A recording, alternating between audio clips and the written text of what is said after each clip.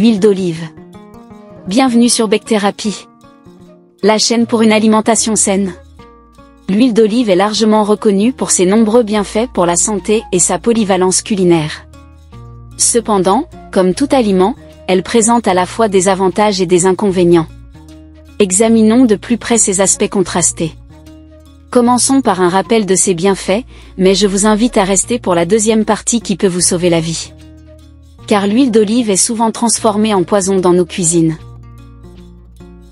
En ce qui concerne les bienfaits, on peut citer en premier lieu sa richesse en acides gras monoinsaturés.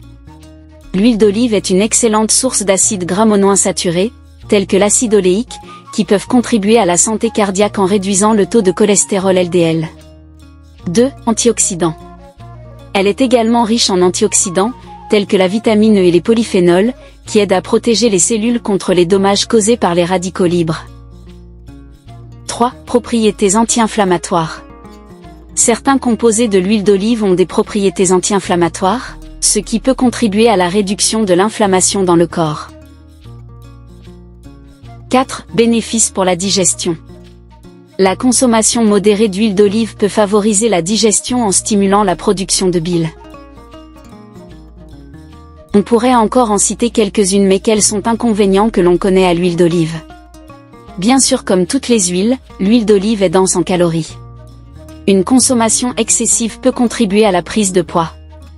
Mais ici nous parlons plutôt de sa sensibilité à la chaleur. L'huile d'olive a une température de cuisson relativement basse, et plus basse que la plupart des huiles, ce qui peut conduire à la dégradation de ses nutriments si elle est chauffée à des températures trop élevées. Sa composition chimique peut être altérée lorsqu'elle est chauffée à des températures élevées. Cet inconvénient est principalement dû à la présence d'acides gras monoinsaturés, tels que l'acide oléique, qui sont relativement stables à des températures modérées, mais qui peuvent se dégrader à des températures plus élevées. Lorsque l'huile d'olive est chauffée au-delà de son point de fumée, qui est d'environ 160 degrés Celsius, elle commence à se décomposer. Ce processus de dégradation peut entraîner plusieurs conséquences néfastes. La surchauffe peut également conduire à la formation de composés nocifs, tels que des radicaux libres et des produits de décomposition lipidique, qui peuvent être préjudiciables à la santé. Les hautes températures peuvent altérer le goût et l'arôme de l'huile d'olive, lui conférant un goût brûlé ou rance. Afin de minimiser ces effets négatifs, il est recommandé de ne pas utiliser l'huile d'olive extra vierge, en particulier, pour la cuisson à des températures très élevées.